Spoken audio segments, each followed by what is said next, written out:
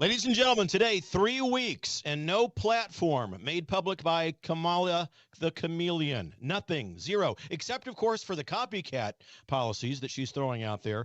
No tax on tips. What is she going to come up with next? The border wall. Is she going to come out tomorrow and say, hey, we're going to make America great again? Kamala Harris, ladies and gentlemen, running a basement campaign. Where does she stand on the issues? We've taken the list of the primary issues facing the country, and we are looking at where she stands on each of them. I'm going to go through them all with you tonight. We're going to identify for you the platform, the policies, and the politics that Kamala Harris will not reveal to you. And will tell you about the chaos and crisis for which she is famous. Ladies and gentlemen, the right side with Doug Billings is now upon you. Are you ready? Let's go.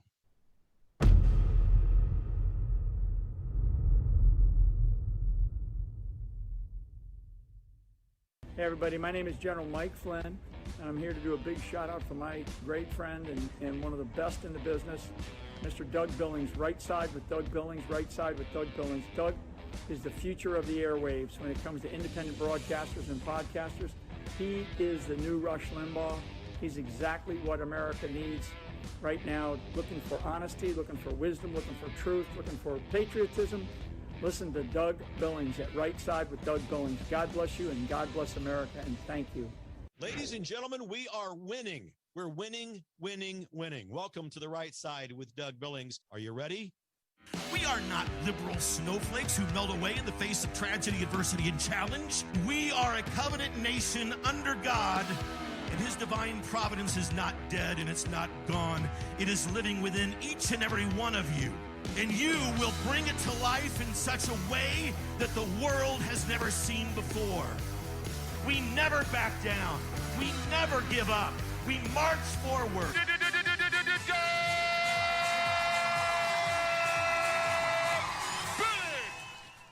Hi, everybody. Thanks for joining me here on the Right Side, coming to you from smack dab in the middle of the fruited plain, and reminding you, ladies and gentlemen, before we go any further, DougBillings.us. Got some new stuff up there, DougBillings.us, the website. I always ask you to stop by, of course, after the show. Don't go now. Go after the show. Plenty of time to cruise by DougBillings.us, and click on that donate tab over there if you don't mind. Prayerfully consider setting up a monthly recurring donation to the program. We make a living. I do. There is no we. It's just me. Just you. We're shoulder to shoulder. There is no extensive staff over here. It's just me. And I never charge you for the program. Never costs to access the program, no matter where you watch it. Tonight, whether you're on X or YouTube or Facebook or Rumble, or over at worldviewtube.com or Spreely TV, all of the platforms that carry us, never costs you anything. But I do ask that you prayerfully consider a recurring monthly donation at DougBillings.us. There's a donate tab over there, all very intuitive. You can figure it out, I'm sure. Thanks for supporting me as we endeavor to bring you the truth that the mainstream legacy media will not. So today, ladies and gentlemen, 3 weeks since she's been given, she didn't earn any of this, she's been given the keys to the nomination of the Democrat Party for presidency. Kamala Harris, not giving any interviews, taking a page out of the Biden playbook, just running a campaign from the basement and from the rally stage. And she will not give more than an 18-minute speech. It's always the same speech at these rallies. And the only caveat was, of course, the other night, it made headlines all over the world, she ripped off Donald Trump's no tax on tips campaign promise. Now, a lot of people said, well, if it's a good idea, everybody should be able to use it. To a certain degree, I agree with that. But look, in order for that to work, in order for that to have weight and merit, the person who steals the idea has to give credit to the person whose idea it was. So if Kamala came out and said, hey, you know what? We might not see eye to eye on a lot of things, Donald Trump and I, but he had a really good idea about no tax on tips. And I think that we ought to adopt that in the Democrat campaign. And so I'm going to take a page and the lead and the baton and share that. I think that's a great idea. Then, of course, yes, we can agree that we share ideas and we can come, but she doesn't do that. It's an hallmark of the left, plagiarism. And she learns from the king of plagiarism, Joe Biden, on how to do that, right? She could have at least given credit where credit is due. They also, by the way, on the left, stole Donald Trump's insulin price reduction package and legislative idea as well. I mean, so it makes you wonder, doesn't it? What is next? What is she going to steal next? How far to the center is she going to appear to move because she's so far to the left? She is, after all, don't forget, the most radical member of American politics to be nominated for a major party's presidency. So, for the presidency of the United States. And we have to wonder, what is Kamala Harris's platform? What are her politics? What are her policies going to be? She's not telling us, so the only thing that's left for us to do is to surmise where she will be based on what she said in the past. Now, this is an election year, of course, right? You know that when the Democrat Party, and first of all, I should correct myself, there are no more Democrats in the elected class, none, especially in Washington, D.C. Now, back home where you all live in your local counties and cities, there may be decent people who are Democrats who still believe in America and the republic for which she stands, who believe in God and so forth. In Washington, D.C., the Democratic Party has written off God and has turned their backs on the founding fathers and the Constitution. That is not my opinion. That is a matter of fact. God is excommunicated from their party, and they want to they all say this, they want to fundamentally transform America. It's impossible to be a Democrat and a patriot if you believe that America needs to be fundamentally transformed. The founders and God's divine providence got it right the first time. Thank you very much. So Kamala Harris, with no written platform, no written policies or a platform from which she's speaking, leaves it to us now to surmise what she's going to be running on. She delivers on her rallies speeches that are literally no more than 18 minutes in length and basically the same regurgitated verbiage each night. They do nothing to move the needle with regards to what do we know about her? How is she going to govern? Is she going to be different than Vice Pretender Harris? Is she going to be different than Senator Harris or District Attorney Harris back in her days in California? Sometimes, I think, at least as I look at these things, her speeches do most of the time align themselves with Administrator Biden. Sometimes they diverge a little bit, I grant you that. The majority of the time, though, they don't really differ that much. And lately, she's adopted the thievery program, right? The plagiarism, stealing ideas. Even the way that her rallies are staged and produced is a theft of how President Trump does his. Now, and I've said before, they're excited over there because they've had the corpse of, Biden doing nothing. He couldn't have rallies like this. He couldn't physically and mentally do it. So I understand the enthusiasm over there. But the majority of the enthusiasm that you see on media, especially on social media, fake and manufactured. And it's demanded from the liberal hierarchy. So they're not giving us any answers either, the liberal hierarchy. They say that she's putting together this written plan and that it's all coming together, and all of the liberal pundits on social media. Oh, wow. Wow. Can you imagine that in just 3 weeks? She's gotten this all together, and we're going to see the policies, the platform, and the politics of Kamala Harris. Well, they've already had this written. It was for Biden. All they're doing is changing names and protecting the innocent, so to speak, right?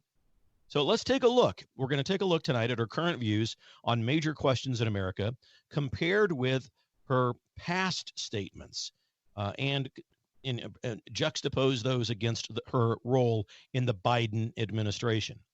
Now, one of the key, I don't think this is the most important issue. I think the border is, but this is one of the other, certainly in the top 3 issues, and it always is up there. This issue always ranks high in American politics. And for too long, the right side, the conservatives, and when I say for far too long, at least for the past decade or so, we have been beat down so much about this issue that many of us within the right side, the conservative American Party and movement, believe that this might not be a winning issue for us, that maybe we ought to tone it back a bit. And I could not disagree more with that. We need to press forward on this issue. It is a winning issue for us. I'm talking about life. Life is a winning issue. Life, by its very nature, is always good. Life is always good. Words are important. Life is always good. Now, you might have a crummy day. You might be in a stretch of bad luck, but the essence of your life, it's always good. And it's always good because there's the spark of the divine in there. The sanctity of human life is always a precious thing. There's, by the way, in my mind, and this is strictly my opinion, but in my mind, nothing that any human being could ever do can remove from your life the divine spark of God. And I mean, you can imagine the worst person in history. That person's life, the essence of that person's life, still has within it the divine providence of God. And so for us, for me at least, that's why we view life as sacred at all stages of life, from the moment of conception to the moment of natural death. And I believe that that is a winning platform for the conservative movement in America. I think we can make that case. We can rebrand how we respond to that issue, especially in terms of the topic of abortion. We can certainly rebrand and do better about care for women and children. We will have your back, ladies. We will take care of you and your child, and we will look to the fathers to hold them accountable for their role as fathers. Everyone can do better, but the sanctity of life is at the most important moment, the most important issue, at least I see, that we feel sometimes we should give up. We should not give up on life as an issue for our conservative cause. We have the moral high ground on that. Of course, life is sacred. Of course, life is sacred. It's the primary right that God gives us all, the right to life. And so Harris and her liberal hierarchy have made murder on demand via abortion a centerpiece of her campaign. Now, she's outlining differences between herself and President Trump at these rallies and so forth. And she either insinuates or she mentions outright that the appointment of the 3 conservative Supreme Court justices who voted to overturn Roe v. Wade is, that's a key issue for her. The radical liberals who represent this coalition of immorality, and I'm talking about the hierarchy, the elites, and the rank and file members of the elected class, for example. That is a coalition of immorality. And they speak, and they've convinced members of their own party, John and Jane Doe, Democrat on the streets, they've convinced them, the radical ones, that abortion is somehow equivalent to health care. Or the other term is, It's reproductive freedom. So abortion is health care or reproductive freedom, or both. And they play on these words. It's neither, but of course, that's what the radical liberals, that's their march, that's what they say, that's what they repeat. And they think that if they repeat it enough, it becomes part of our lexicon and it becomes part of our vernacular. And we all of a sudden, most of us think, well, yeah, maybe it is healthcare. They never talk about personal responsibility of a man and a woman. They very rarely talk about traditional family values or the sanctity of human life. On the left, rarely will you hear them mention personal responsibility, traditional family values, or the sanctity of human life. It's always just, well, it's an inconvenience. Let's go get it aborted. Meanwhile, there's millions of people around the country who would love to have a child and would gladly wait in line to adopt that baby, right? So Kamala clearly stands against first of all, I was going to say she stands against the intent of the founders, and she does. The founders could not comprehend the topic or the issue or the process of abortion. They couldn't comprehend it. It just doesn't, and if they could, they would be absolutely scandalized by it. They would view it as medieval, and it is. But when we look at the founding fathers in our Constitution, the state's constitution, that's what I wanted to get at. Kamala stands in direct opposition to the founders and their intent for the powers and the freedoms that the states are supposed to allow their people. Inasmuch as states almost always, when it comes to states' rights versus federal government rights, states almost always, according to the Constitution, prevail or are supposed to prevail in those issues. And states' rights is a pinnacle intent of the founding fathers. They fully intended state rights to rank above the powers of the federal government. The federal government has no power to enact something like Roe v. Wade. The federal government has no constitutional power to mandate just blanketly across this republic that there's a law that would give people the right to kill a child. And so it was overturned. It's faulty. But each state can do that, clearly. And that's where our challenge lies, at the state level. I'm going to pick more about this. I'm going to talk more about this. I'm going to outline for you the key issues that Kamala Harris believes in. Since she's not telling us herself, you're going to hear it right here in her own words and what she said. Ladies and gentlemen, stay with me. I'll be right back.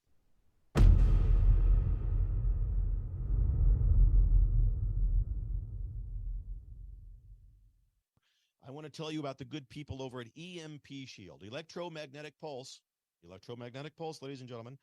It can fry your home electrical system or your vehicle's electrical system. But if you attach one of these, now this is for your breaker box at home. There's a smaller version that goes on your battery of your car, your vehicle, that will prevent it from being fried in the event of an electromagnetic pulse. Because as you know, thanks to Administrator Biden, many people coming across the border now who don't exactly have the best of intentions. Protect yourself. EMPshield.com. Get huge discounts over there if you use the promo code Doug. The Right Side with Doug Billings.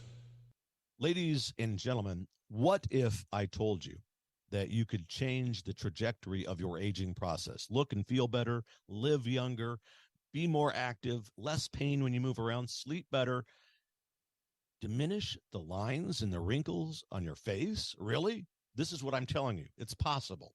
You see, low stem cell activity happens when we get older, and it could be causing many of the health problems that some people have in the world today. Because as we get older, we have less stem cell activity, which means we age faster and we heal slower. The secret is a clinically proven and patented phototherapy non-transdermal patch, whose technology is the result of over 90 clinical studies and over 20 years of research. Your healthier life can begin today, and you can discover true age reversal. Age reversal, ladies and gentlemen.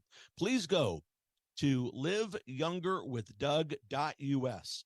liveyoungerwithdoug.us, ladies and gentlemen. Get over there today. Or if you'd like, text my name, Doug, to 41372. Doug, text it, 41372. And get over to liveyoungerwithdoug.us. Get younger, feel younger. I'm doing it. I'm wearing this patch. I feel great, and so will you. God bless you, ladies and gentlemen. For the Republic. Cheers. The Right Side with Doug Billings. Doug Billings, reminding you that conservatives are better looking than liberals. Welcome back, ladies and gentlemen.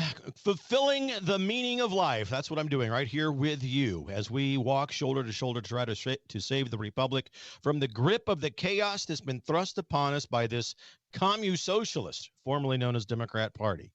We can't tell for sure what Kamala Harris stands for because she's not telling us herself. So tonight, I'm looking at the key issues that she herself has mentioned in the past during her term as vice pretender.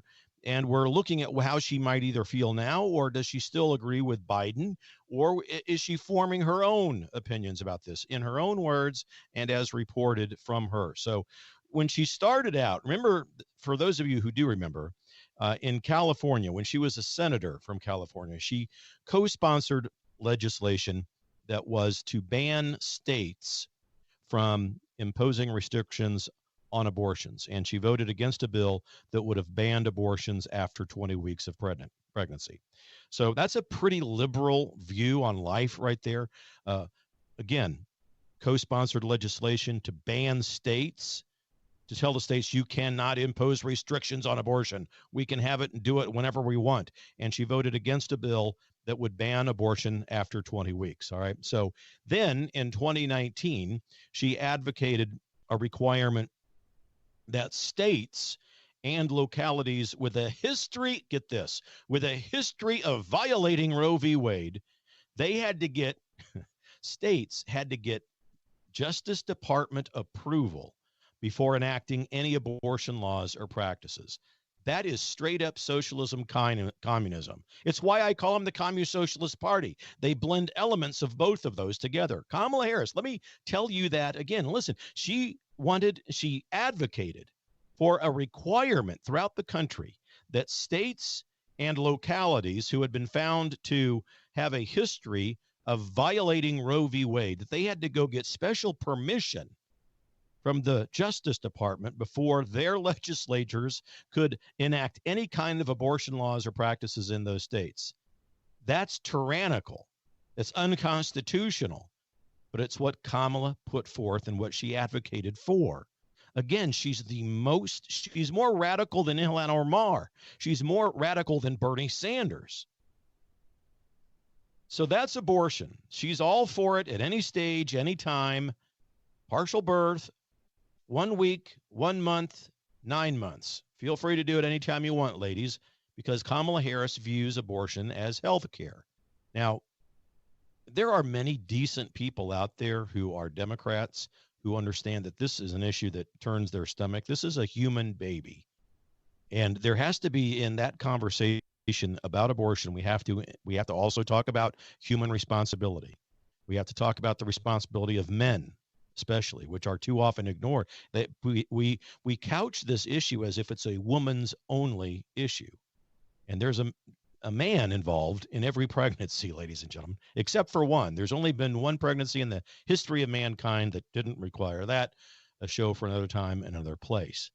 So that's abortion. The most radical view on abortion that you can have belongs to Kamala Harris. The border. So abortion and the border. They've got to be at the top two. Maybe not in that order. Today, the border might actually be more of an important issue for almost every American. But let's take a look.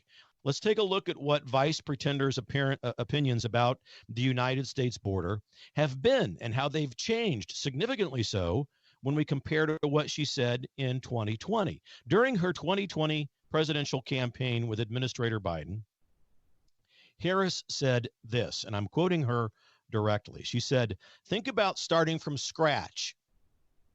She's talking about immigration, talking about customs enforcement, the organization that screens and is responsible for investigating and deporting illegal immigrants. She wants us all to just start from scratch, do it all over, tear the thing down and start over.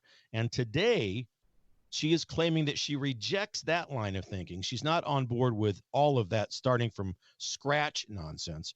But in June of 2021, we do have her on record where she's addressing migrants who are coming up through Guatemala or from Guatemala.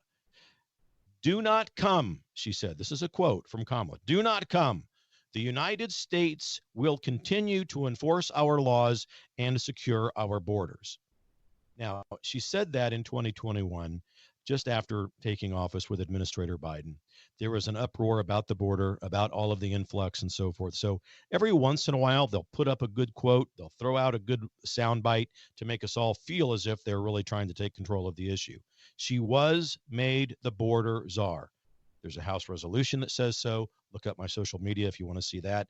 And she was it. And we all know that. To say that she wasn't is simply intellectually immature. But just like Administrator Biden, she considers the multiple millions of illegal immigrants coming into the United States as part of what they call a global migration and humanitarian issue. She continually criticizes President Trump for making public comments about this bipartisan border security bill that came out earlier this year. Trump was against it, as he should have been, and he made his opinions known. That bill first of all, it didn't close the borders. It opened up the borders to more than that are coming through today. It just segmented each immigration quota according to the quarters of the year. 2,000 a quarter, 2,000 a month, 2,000 every 3 months. It was the same thing, but then it had things in there that were completely unrelated, that had to do with manufacturing, jobs that were lost to China, and other nonsense. We need to get back to single issue bills and get the border closed. Now, that's all beside the point, because all Administrator Biden and Vice Pretender Harris had to do was break out the executive pens and sign executive orders that would have closed the border. Remember, on day one, literally day one of his occupation of the Oval Office, Administrator Biden, with his executive pen, undid everything that Trump did with regards to border security. So the nonsense that pervaded, that ran through and was percolating through the White House, through their communications department about what they were telling us. Well, we're going to open up the borders. Everyone's welcome. And then, right when it becomes election year, they become worried about it because all of you became worried about it. That's how they act. That's what they do. They're not worried about anything until you are onto them. But anyway, within that bill, as I was saying, a lot of nonsense. Some of the things in it: advanced and expedited citizenship for the illegals, right to vote for the illegals. And so Trump came out against it, as he should have. Then they spin it, and then they try to put the blame on Trump. We put a bipartisan bill to shut the border and have border security, and Trump talked Congress out of it.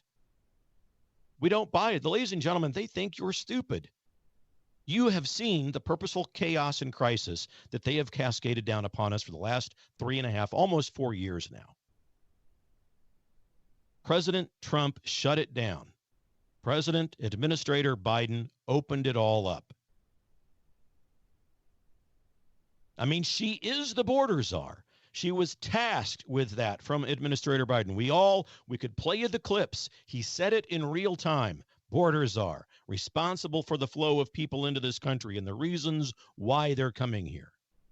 There was even a House resolution in March of 2021 that had the words border czar in it, referring to Kamala Harris. So the border, the most, I think, prolific example of how they have cascaded chaos down upon us. And by the way, it's purposeful. They want these illegal immigrants to come in and become part of our culture, to dilute the American identity, and so that they can become part of the electoral base for the new Communist Socialist, formerly known as Democrat Party. Evidence of the obvious is sufficient. They want to give them the right to vote.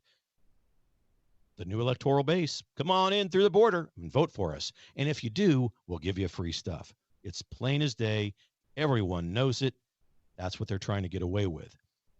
All right, what else does Kamala here? Where does she stand on the Israel and Hamas war? What about that whole deal going on over there? And she's repeatedly said that she gives support to Israel, and she's denounced Hamas, especially after the October 7th attack, right? She and Biden are in favor, though, of this two-state solution over there. And she's lately been taking a subtle, sometimes covert jab at Israel, especially at the expense of Prime Minister Benjamin Netanyahu, who was here, as you know, just a month ago. And when she said to him that she understands that Israel should always be able to defend itself. But then she throws in this caveat. But how you defend yourself matters. Folks, let's be clear on this. Israel is our most important ally in the Middle East. And one could make the case and argue the point that Israel is our most important ally in the world. And Israel, my friends, has a right to defend herself however she wants to, however she deems necessary. The only lens that we need to know and look through in order to be able to be clear about that is the lens of the events that took place on October 7th of 2023. And during his visit here, it was July 25th, Benjamin Netanyahu met with Kamala Harris, and the body language, the messaging that you saw when those two were together was uncomfortable. Kamala Harris is under orders, I'm telling you, from the radical liberal hierarchy to be more pro-Hamas than she is pro-Israel. The radical elements within that Communist Socialist, formerly known as Democrat Party, are clear. Ilhan Omar, Rashida Tlaib, and the whole squad, all of them, they detest Israel. They view Israel and Benjamin Netanyahu specifically as a war criminal. They do wield power, the squad, within that hierarchy of the liberal establishment, the elites of the hierarchy. And the squad members are among the most profoundly anti-Israel members of Congress there are. That's a matter of record. And they, along with the rest of the liberal hierarchy, consider this, what they did when they did not choose Josh Shapiro. He was a Jew, did not choose him to be Kamala's running mate. In my view, in making that decision, the radical liberal hierarchy in this country gave a nod and a blessing to the radical Muslim community in America, especially those radical Muslim communities within the congressional boundaries of Representatives Tlaib and Omar and Ocasio-Cortez. Why didn't they choose? Josh Shapiro was clearly, they were always about a youth movement, remember? Someone younger, we need someone, well, they chose Grandpa. And the guy, look, Grandpa, Tim Walz, he's a monster in disguise. We'll get to him in another show. But any governor of any state in this republic who sits back and does nothing, which is what he did during the riots, the looting, the arson, and the anarchy that took place in his state in the summer of 2020, that's shameful.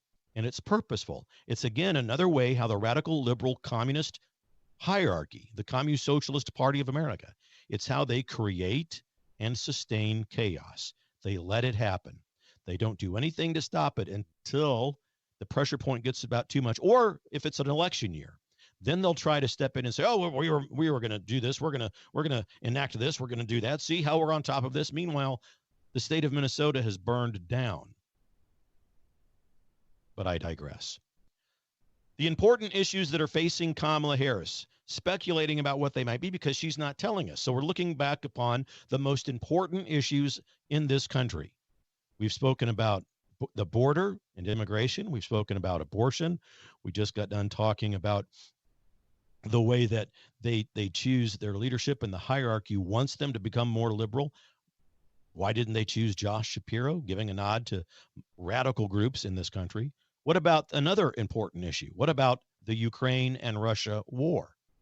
Well, we're going to talk about that when I come back, and they're going to be surprised to hear me say, and I'm not defending Putin when I say this, and I'll explain when we come back after the break, but ladies and gentlemen, the Ukraine is not the good guy, and that's where we've got to begin. We've given them almost $60 billion, 60 with a B, billion. And they are the most corrupt nation, one of the most corrupt nations on the entire planet.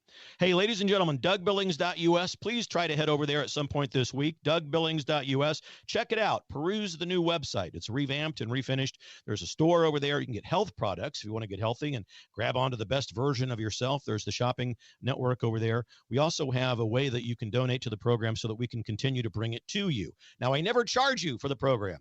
So if you prayerfully consider that you like me and that you like the show, that you like to have access to the truth, consider setting up a recurring monthly donation over at DougBillings.us.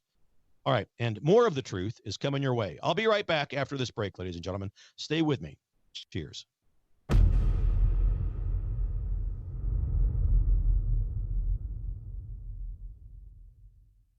lot of people are having great success with a weight management program with Bella Trim. But it's just a tool. In terms of ingredients, Chromex or chromium picolinate improves the actions of insulin, so you have better glucose management, and in addition, it promotes fat utilization. Fat utilization, or fat burning, is also a feature of metabolite, which are two botanicals that stimulate a switch called AMP kinase, and so you tend to burn fat, reduce belly fat or visceral fat. Who doesn't want that? Metabolite has the ability to stimulate satiety or reduce those cravings. That's really very, very important. And it does that by raising GLP-1 levels. In addition, we've addressed the microbiome by using prebiotics. Healthier microbiome, better weight management.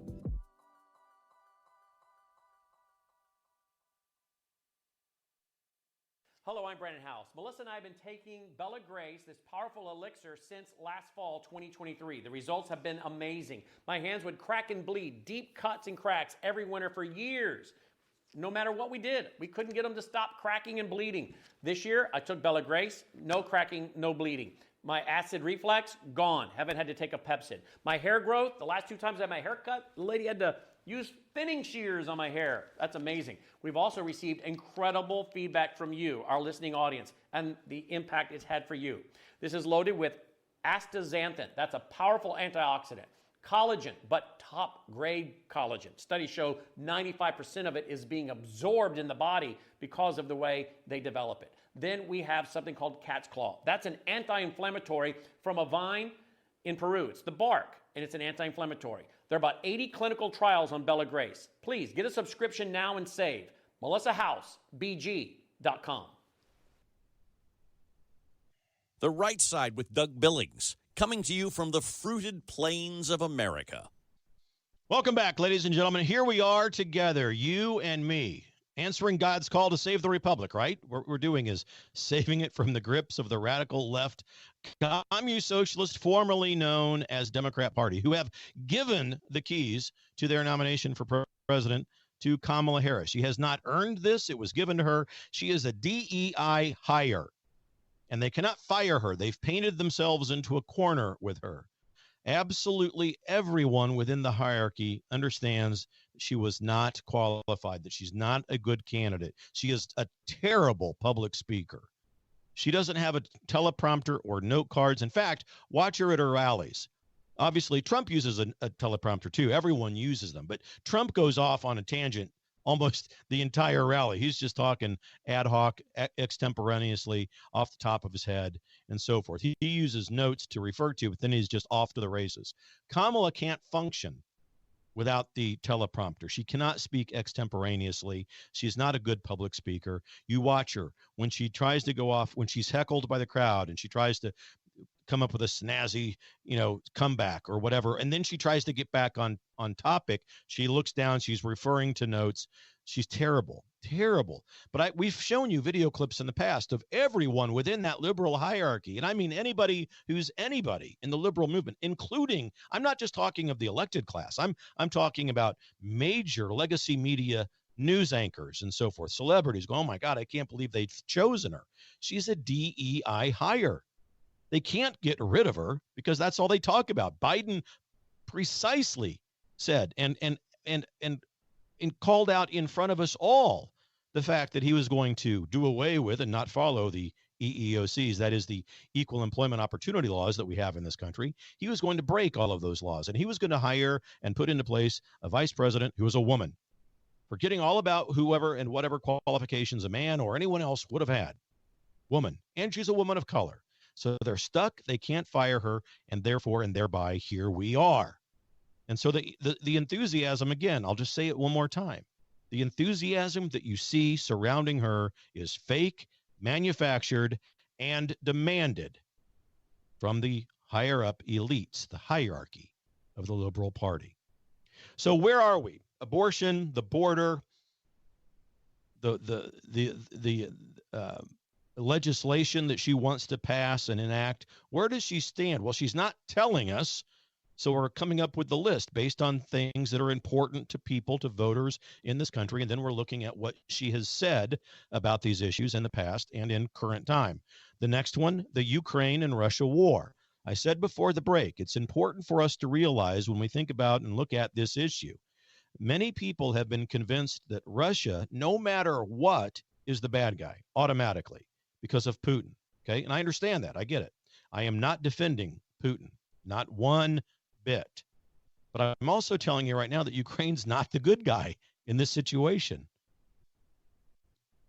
You have no indication, from Harris at least, that she's going to have a different opinion on this topic than Administrator Biden has put forth for the last several years. And that position means ongoing military aid to Ukraine. And again, I said before the break, $60 billion with a B, $60 billion we've given to them since this war started. And if anybody, including Kamala Harris, if anyone within the Biden administration could negotiate, even on a rudimentary level, I'm telling you that we would not be in this predicament. Because we look at what's been going on for the last 30 years, my friends. The last 30 years, Vladimir Putin has been telling the world, look, if you put a NATO member nation on my border, I'm not going to put up with it. 30 years, he's made himself very clear. He's protecting his borders. I am not defending him. Say what you will, think what you want about Putin. He's protecting Russia. And so he's made that abundantly clear. NATO member nations will not be allowed to border Russia. Now, we could have taken that and used that to build a better rapport with, right now, who doesn't want a better rapport? Trump gets crucified by the liberals when he says that. Who doesn't want to have a better relationship with Russia? Why would not that be in America's best interest? We could have taken that information, and again, in the hands of someone who's a skilled negotiator, we could have grasped that comment from Putin. All right, no NATO members, not difficult to understand. We look at history and we understand that we can relate back to this, especially in the United States, because we know what it feels like to have another nation put another nation's missiles in our neighborhood. Russia did it to us in Cuba, early 1960s, missile launching and all that capability. So we know a bit of how it feels, right, to have your adversary on your doorstep. Well, Russia didn't want that in the Ukraine. We could have easily sent a negotiation team. Look, I know. Look, when I was a senior in high school on the debate team, we could have negotiated this deal. Let me tell you, we could have taken a negotiation team to Ukraine. We could have had a private conversation with Ukrainian President Zelensky, and the conversation could have reassured Zelensky that the United States would support you, will support Ukraine, but we can't let you be a member of NATO. We'll always have your back, and we mean that. We will. We'll protect you. But as far as the officiality, if you will, of joining NATO, can't do it. Can't do it because it's not worth souring and ruining the relationship that we have or that we want to try to establish with Putin. And it would have been fine, ladies and gentlemen. No one's kissing Putin's backside by doing that. It's called getting along for the sake of both parties. It would have cost Zelensky and Ukraine nothing.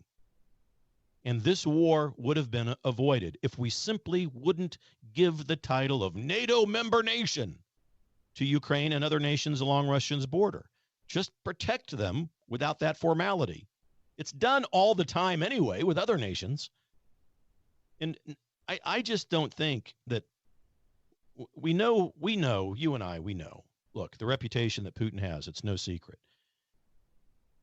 If we're honest with ourselves, if we have any shred of intellectual maturity, we look at what he's doing and he's protecting his country. And for whatever else he's done, I'm just saying, you can't blame him for trying to protect his country. And he wants to keep the sovereignty of Russia intact. I also know enough to be able to tell you why Ukraine is not the good guy. Biden has done a lot of things with Ukraine as far as money. We're going to hear more about Hunter Biden. By the way, talk about where is Hunter. Now, I know Administrator Biden, I know the big guy, Joe, is off the radar, but Hunter's really off the radar now because his dad's about to step outside of the power that he's held. And we're going to see exactly all of this, and Ukraine knows all about it. Not saying that Russia's the good guy. When I tell you Ukraine is not the good guy, that doesn't mean that Russia is. I'm saying that Vladimir Putin has an awful lot of information on Joe Biden with regards to money laundering, a vast amount of wealth that was given in part and funneled through Hunter Biden and others. And we will find out.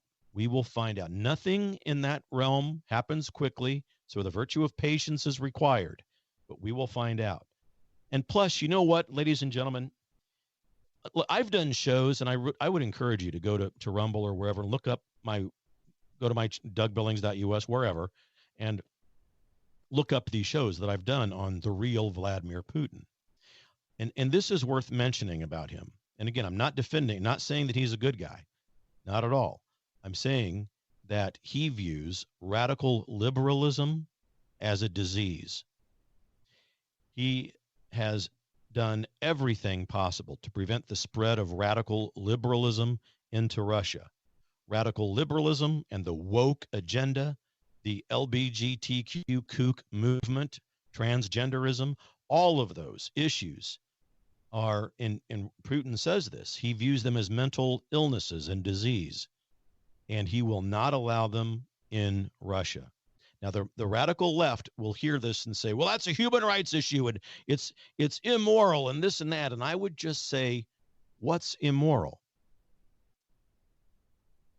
Is it immoral to teach children that it's okay to mutilate their genitalia if they feel as if they've been gender misappropriated? Which, by the way, that term gender misappropriated, that is a fiction, ladies and gentlemen.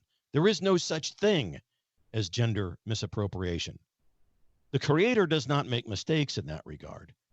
Gender misappropriation is a mental disease. And to that point, Putin's correct.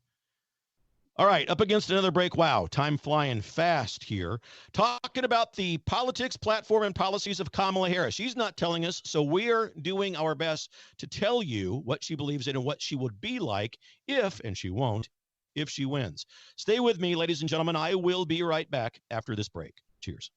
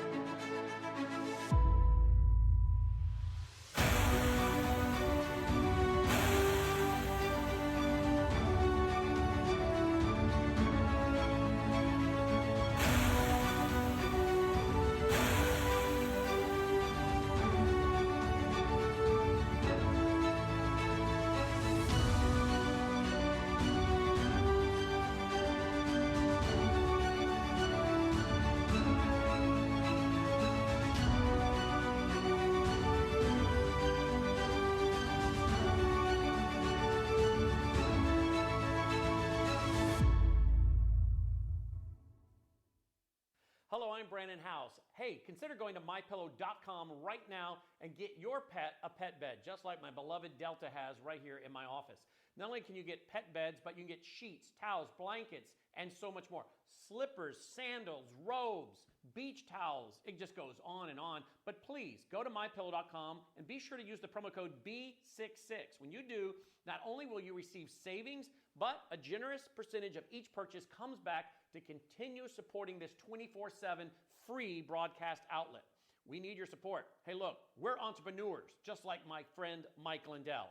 We all need your support, and you're getting quality products at the same time. So please, go to mypillow.com and use the promo code B66. Mike always has amazing specials going right there at MyPillow. So check out whatever those specials might be today. You never know. Mike's always changing it up and making new offers right there at mypillow.com. But be sure to use the promo code B66. Doug Billings, driving the left crazy with the truth.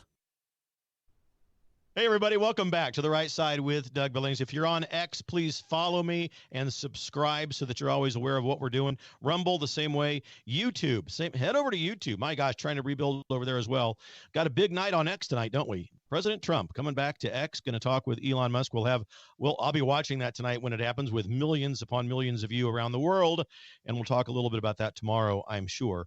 And in the meantime, DougBillings.us should be your destination. If you want to help me continue to bring you this program, prayerfully consider supporting me over there as well. One-man show. It's you and me, shoulder to shoulder, in this together, trying to save the republic from the grip of the commune socialists, formerly known as Democrat Party. So please prayerfully consider setting up a monthly recurring donation over at DougBillings.us.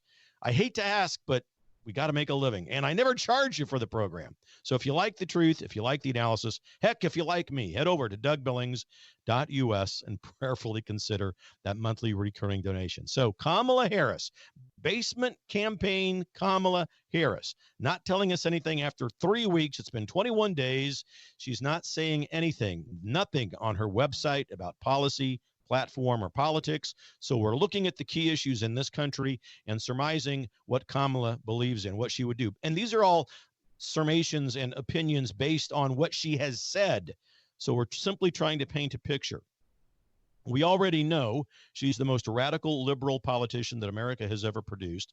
We know that she is not a good public speaker. We know that she is not liked. She is not the first choice, but she's a DEI hire. They can't fire her because of that. Can't get rid of a woman of color. Can't do it. They've made that bed, and now they've got to sleep in it. But I'm here to tell you that we were talking about before the break, Ukraine, Russia, and so forth. Ukraine not being the good guy, Putin viewing radical liberalism the same way that you and I do, ladies and gentlemen, a mental disease. It's a mental disorder. The woke agenda, the LGBTQ community, transgenderism, all of that stuff. It's a coalition of immorality. So on those issues, at least, Putin's correct. And we have to, we look, when we look at that situation, again, I'll just say it.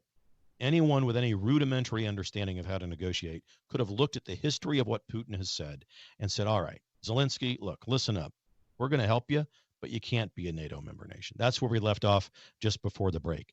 So another issue, and this is an issue that's important to realize, because when I tell you that the conservative Republican movement in America is the only major political movement and party that aligns with God and the Founding Fathers, I mean that.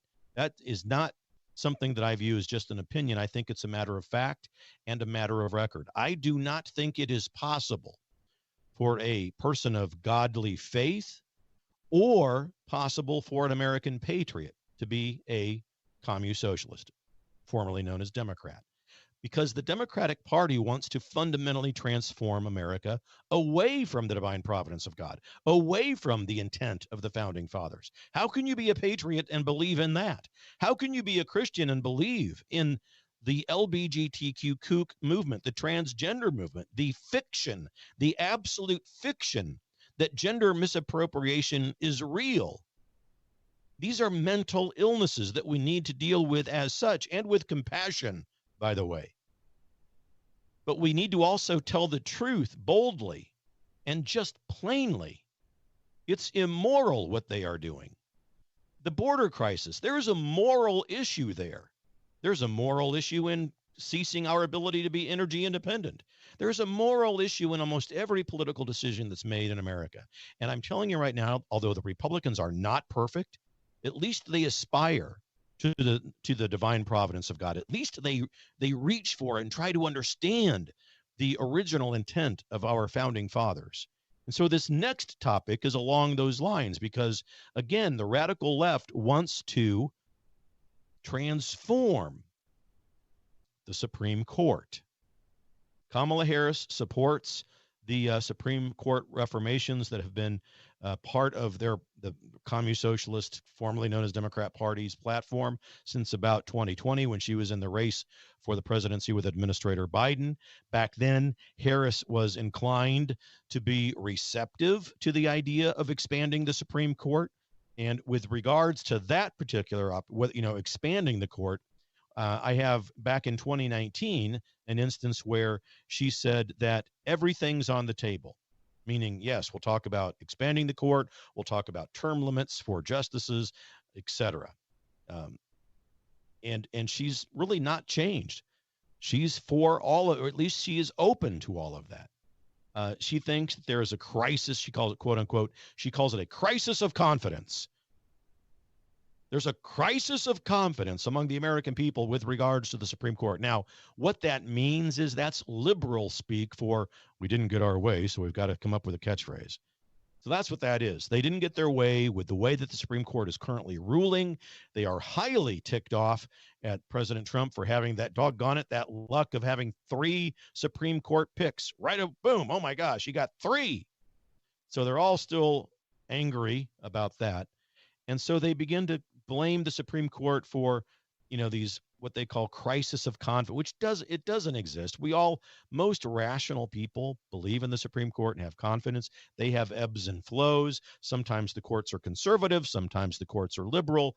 And even now, even with a majority conservative bench, they still can vote along a liberal line. We've seen that. We've seen it. So it's a sign and symptom of what the left does when things don't go their way. They begin to tear them down. If something stands in their way, they tear it down. 2 months after she said all of that about expanding the Supreme Court or term limits and so forth, she said that she was open to having conversations about increasing the number of justices. That's expanding the court. But recently, she issued a statement. This was just about not even a year ago. she was in agreement with Administrator Biden, who proposes that there are term limits now for Supreme Court justices, an 18-year term limit and a judicial code of ethics, because the liberals think the justices get too many gifts and so forth, and there's a conflict of interest.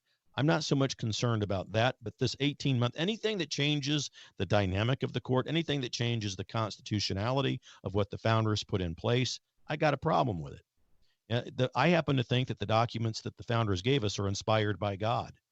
And so I don't think they need to be fundamentally transformed. I don't think America needs to be fundamentally transformed. I think we need to get along better as Americans. I think we need to get rid of the fringe on both sides, by the way. But we need to get rid of this the coalition of immorality. And again, Governor Tim Walz from Minnesota, Kamala's running mate. But what he does, I mean, they make fun of him, and they lift, the tampon Tim thing, and the putting feminine hygiene products in little boys' bathrooms in Minnesota might not seem like a monumental issue, but subtly and psychologically, that's how they begin to break down barriers. And so they purposely put forth this gender misinformation and gender confusion among children who are already confused in multiple ways when it comes to normal sexuality and their own self-images. But to have other things thrown in front of them purposefully, and the breakdown of the traditional family, all sorts of dynamics that fit in there.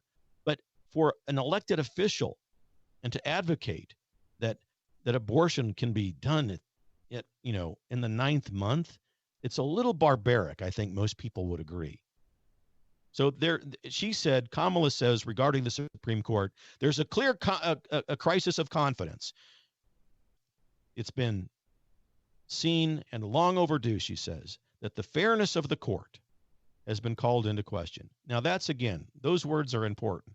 When liberals say the fairness of the court has been called into question, what that means is, the translation is, damn it, we didn't get our way. We've got to come up with something. We've got to come up with some way to break the Supreme Court. They want to tear it down, folks. They didn't get their way. The court didn't agree with their perspective. The court didn't agree with their politics, their platform, and their policies. So therefore, the court must be dismantled. It must be changed, transformed fundamentally. It's the same thing they want to do to America. Remember their mantra, Build Back Better? BS. And they purposefully left off the word that they put first on that list, destroy, and then Build Back Better. It's part of the reason why they let the riots, the anarchy, and the arson continue. Tim Walz in the state of Minnesota did nothing to stop that violence in the summer of 2020. Nothing. And therefore and thereby his actions are complicit in the people who lost their lives in that summer of violence and rage. He is not someone's loving old dawdling grandfather. He is a monster. He's a radical liberal terrorist, and he occupies the highest office in Minnesota, and he's vying for the 2nd office in the United States. Also, I could go on and on, ladies and gentlemen, police and law enforcement. Kamala is all about defunding it. As a prosecutor, she rarely, if ever, prosecuted with extreme prejudice violent criminals. And when she did, she let them out early or gave them light sentences. And this is a classic problem across every state that's run, led, and managed by liberals. Soft on crime. There's already plenty of laws on the books with regards to gun violence or whatever issue you want to talk about. If only the liberals would prosecute criminals with extreme prejudice. That's who she is, ladies and gentlemen. Even though she's not telling you, that's the policy, that's the program and the platform, the politics that she believes in. All of these issues and much more. Please subscribe, like, and follow me and the program on X, YouTube, and on other platforms. Big show tonight on X, isn't there? We'll be talking about that tomorrow night. God bless you, ladies and gentlemen. I'll see you again for the Republic. Cheers.